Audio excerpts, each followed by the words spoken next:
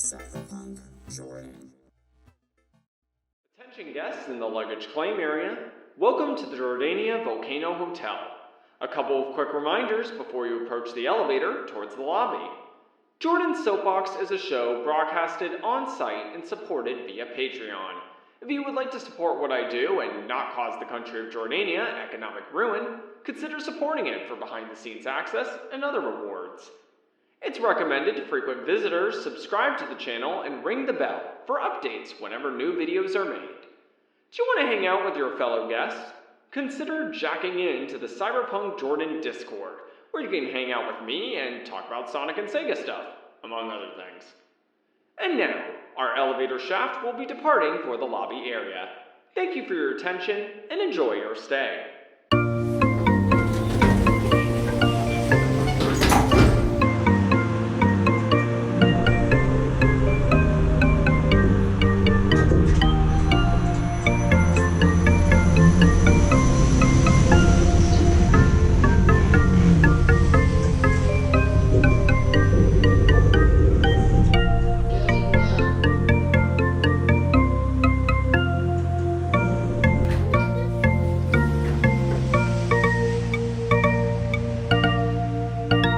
Hello, my gummy bears. My name is Jordan, also known as CJ, and welcome back to Jordan's Soapbox, the show that talks about anything that I want to talk about.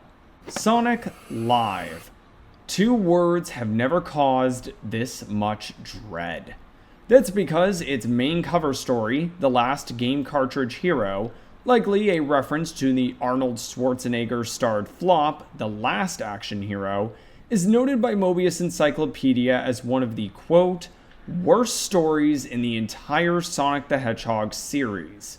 It wasn't re-released during Sonic's time with Archie Comics, while other stories in Sonic Live, such as the Substitute Freedom Fighters and Knuckles Quest 2, were re-released in the Sonic Select series. Honestly, I think SK sent this thing down here as revenge because I wouldn't give them a luxurious oil bath for Christmas. But I'm afraid that Sonic Live's reputation outweighs the reality. Sonic Live is nowhere near as bad as other comics we've reviewed on this show, such as Sonic 134, Worlds Unite, and the absolute worst of the worst, Sonic 150-151. In case you're thinking that I said something else in the last video that contradicts this, you're suffering from hallucinations, get help. It's nonetheless still worth talking about, as it's still some form of bad, the rim of the dumpster that is Archie Sonic. So, let's take a look at Sonic Live, The Last Game Cartridge Hero. We begin with an introductory text, which was really common in Sonic titles around the time. I do think that skipping this in favor of jumping straight into the action is the best approach, but it still serves an important purpose. It explains the basic conflict, how the multiverse works, and our hook of Sonic's world colliding with, quote, worlds beyond, unquote. When we start our story, things seem to be promising. Dr. Robotnik is cackling amidst a thunderstorm, goading Sonic to fight him as he silently speeds and kicks down the door. All of this is shown through some honestly decent art, which is one of the surprising strengths of Sonic Live. The artwork was done by Ken Penders, with coloring by Carl Ballers. Yeah, it turns out that when these two men work together, they can actually make some half-decent stuff. Not everything works about it, especially when humans are involved, but that isn't something I'll complain about in this review. I'll instead complain about the fact that the Sonic the Hedgehog logo inexplicably looks like this. Why? Unlike other issues of this comic where it used the classic Sonic logo, it looks like this was drawn in along with the rest of the art. It results in a logo looking like a cheap knockoff you would find on a bootleg Sonic merch like Obama Sonic. Yes, that was a real thing. That you're not hallucinating. It's revealed Sally Acorn has been captured, outfitted with a device that has rendered her mind null and void. Sonic demands her release, saying to Robotnik their fight is between them. Which isn't correct. It's true Sonic in this series has always had personal stakes in his fight against Robotnik with the robotization of his Uncle Chuck, But his main reason for fighting was for his friends and, the Kingdom of Acorn. While understanding this is likely not a canon story and therefore may not have to abide by said canon, I still think there should be some carryover of characterizations from the main book, otherwise you'll confuse the hell out of current readers. It sadly isn't the only time that happens. Sonic is then cornered by SWAT bots, and in a scene likely to the delight of 90s kids who supported Nintendo, is vaporized. Traitors. But it turns out the entire thing was seemingly a video game, with the children off panel by their mother called away to school. You might have noticed the controller in this scene is not a Sega Genesis or Sega Saturn controller, but a TV remote turned sideways. Really? You couldn't get a Sega Genesis controller or a Saturn controller for this shot? Come on.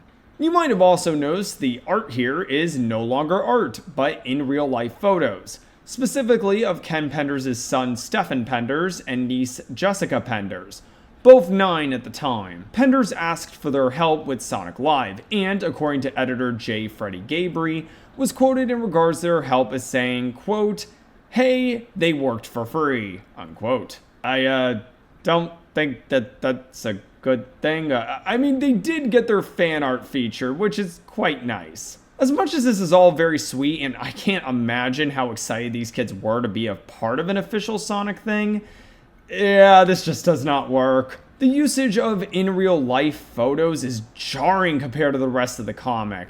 These sequences would have been better drawn. I mean, they don't even make up a good chunk of the comic. At the end of the day, this is a comic book. You don't need in real life photos to represent the real world unless you're going for some sort of aesthetic choice, which I could see that. An inherent suspension of disbelief is required for this medium, especially with a talking blue hedgehog involved.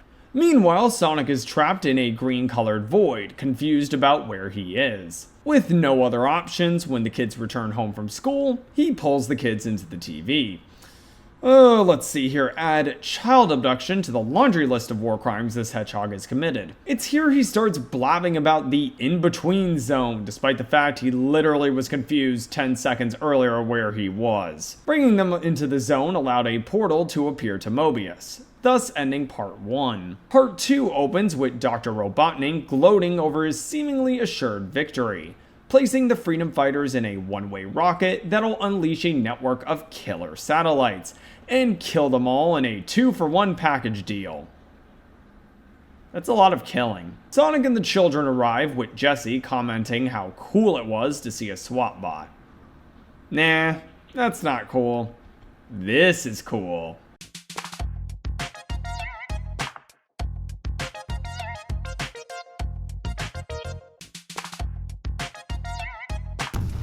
Sonic swats, you see what I did there, the SWAT bots over with a whoops sound effect? What does that even sound like? Whoops, you really should have been reading another comic than this one. Anyway, Sonic overpowers Robotnik and the remaining SWAT bots, racing towards launch controls.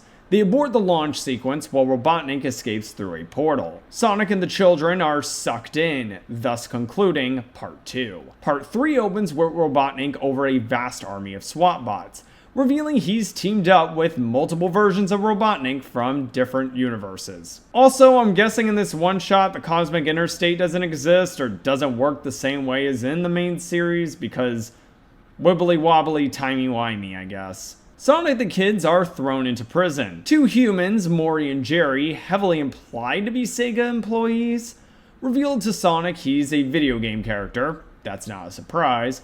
But what is surprising is it was based on transmissions from a multi-dimensional portal created in the name of entertainment. You know what? This plot point is dumb, but it honestly kind of makes sense.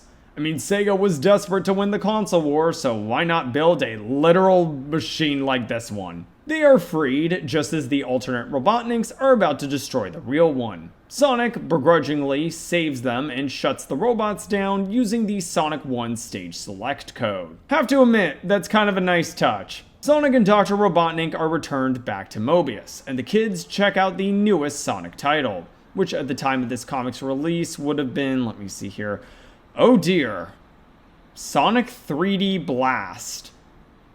In that case, Lord have mercy on you. And that's Sonic Live. I think the reason why I struggled to make a Sonic Live video for so long is because, truthfully, it's not the worst Archie Sonic comic.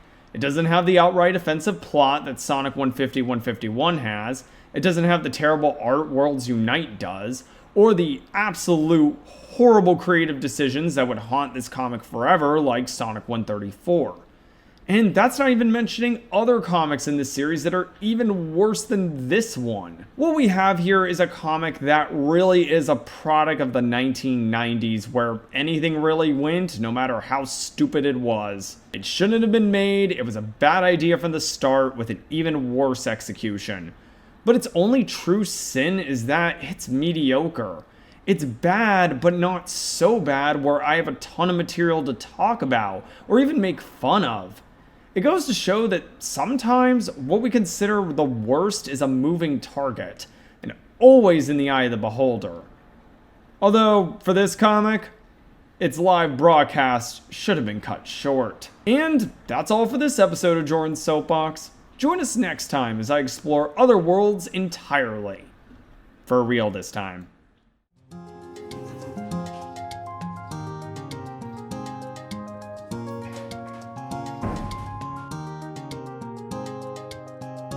Thank you for visiting the Jordania Volcano Hotel. We hope that you'll visit again soon. Before you leave, would you like something from our gift shop? Becca has the latest and totally not looted goods from all over the world.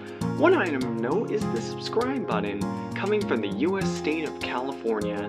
It works best when you ring its bell and turn on notifications, so you don't miss an episode of Jordan's Soapbox. We also have a limited edition video that we also think you might like, and a collection of Jordan's Soapbox episodes in a playlist, all for the price of, wait a minute, free? We're giving this out for free? Becca, we are